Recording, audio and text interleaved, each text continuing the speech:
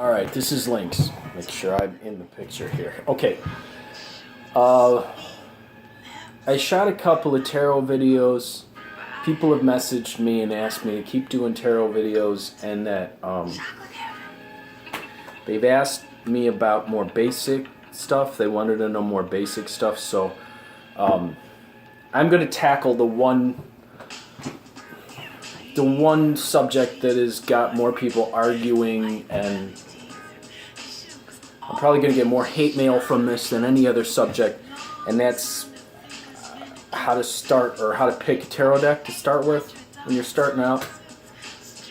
I don't know why people get so crazy about this. They get just so passionate about it, I guess, which I guess is good, but I'm going to say, fuck this whole you need a beginner deck thing. There, I've said it. Let me tell you how I came to it, and I realize that everyone's different, but I'm going to come from my experience because that's what I got. My first tarot deck was, I think, the Tarot Classic, which has no pictures on the pips, and then I had another one when I was a teenager. It was both when I was a teenager. It was Inner Child deck, I think, was that one. And on a friend of mine and I used to use another deck, and then there was another one called the Lover's Tarot, which was only majors. And I had these decks, and I would read the book with them, When I got serious, though, when I really got serious and I wanted to kind of do this, like really get good at this, this is what I started with. And I didn't feel like I really had a connection to the tarot as it was with the cups, the swords, the wands, and the coins. I didn't feel connected to that for some reason, and I had all this stuff about learning what the cards meant. Still, even though I had these other decks from when I was a teenager, so I read somewhat with them, but this is what I consider my real first deck. So there I had exposure to it and these things from when I was a teenager. This is the one I feel was really my first deck. This is one probably no one would recommend for a first deck because it's it has I think this was, it's been so many years now I forget what it's called. I think it was called the Elemental Tarot. And there was no box. It came in a thing with a book, but there's no box, so I've always had it in this box. So here's the thing. It's 78 cards. It's a tarot deck. It's got all the majors, but like for example, the Pope. But it's got water, fire, air, and then earth.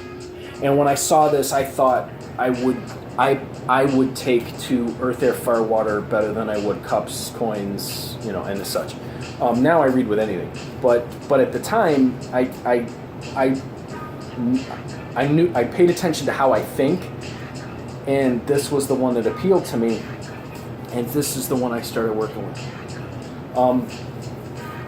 So my advice to anyone, and this is the one I really flourished with, because as soon as I started studying this, literally as soon as the day I started studying this, friends called me and started asking me, what are you doing? And I said, well, I'm playing with this tarot deck I got. And they're like, will you do a reading for me? And it was very soon after that I was doing it professionally. I mean, it didn't take long at all. So my point is that this is nothing like a traditional tarot deck, and the point is that once I had played with this enough and read with it, I started to just think divinatorially.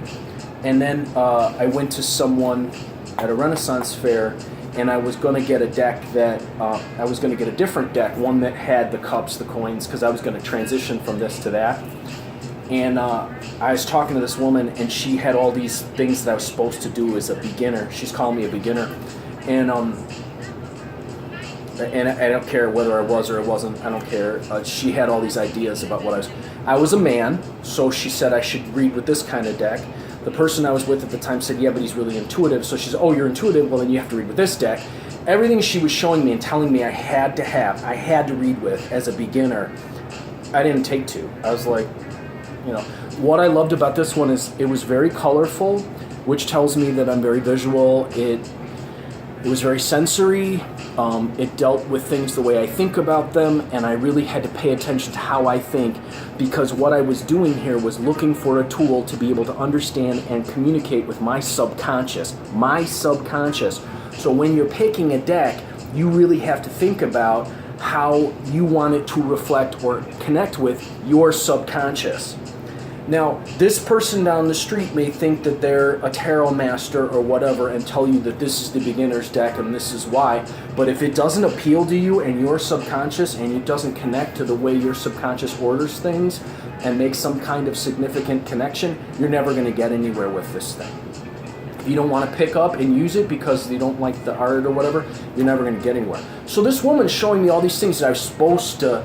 The whole time I was looking over her shoulder at Dorothy Moore. This is the other one I use all the time, Dorothy Morrison's Whimsical Tarot. She actually created it for kids. It was all fairy tales.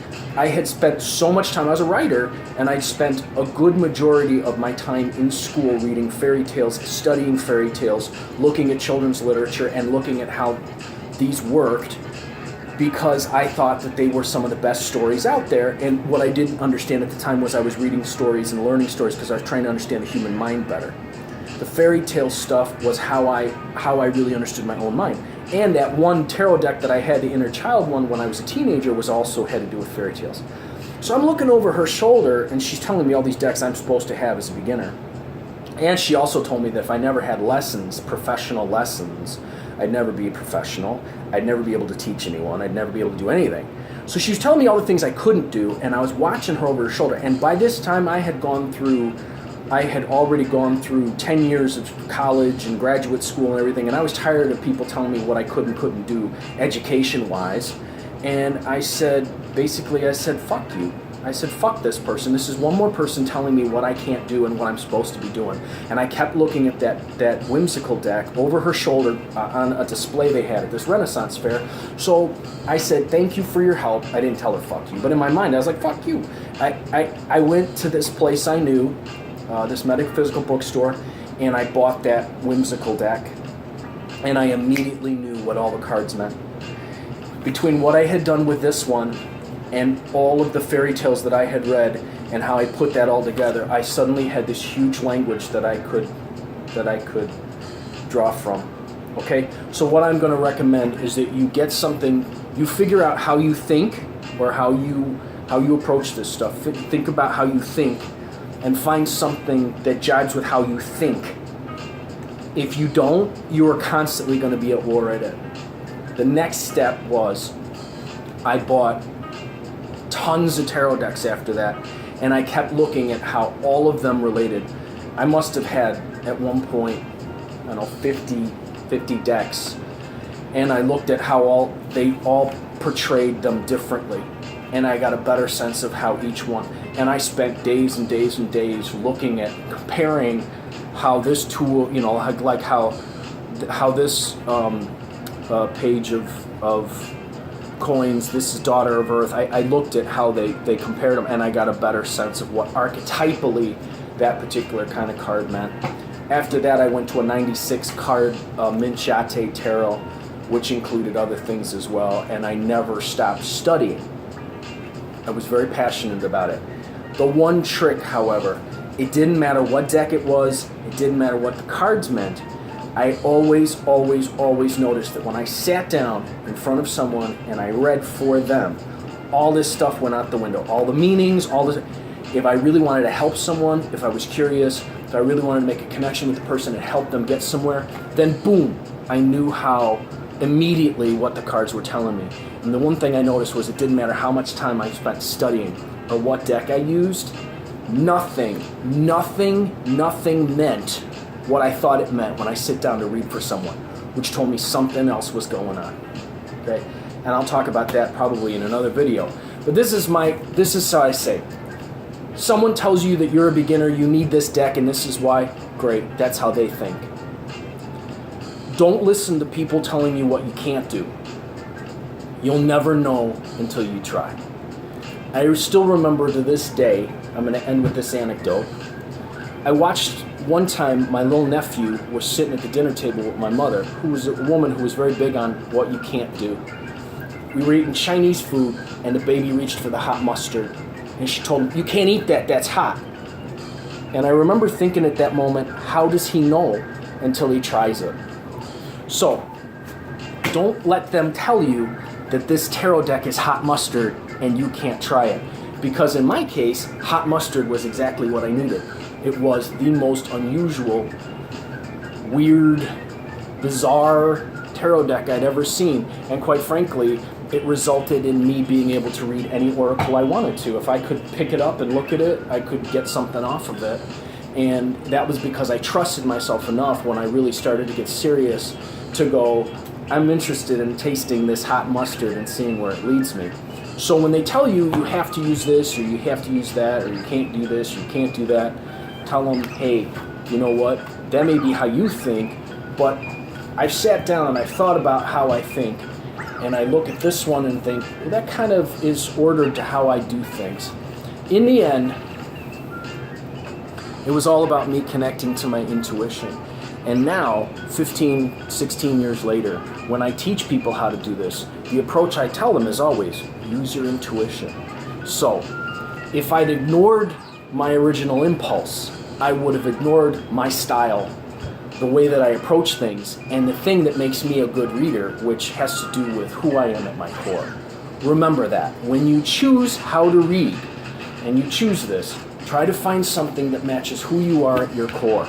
Don't listen to someone else tell you, you have to do it this way, this way, this way. The point is, if they have to have it this way, this way, this way, and this way, it makes me wonder how strong, sturdy, and flexible their ability really is. I'm Lucky Links. I hope this helps you. I hope this helps shed some light on the question of how to choose a tarot deck, and I hope that the information you can apply, use, and use to good fortune. I, as always, am wishing you success and good fortune in all that you do.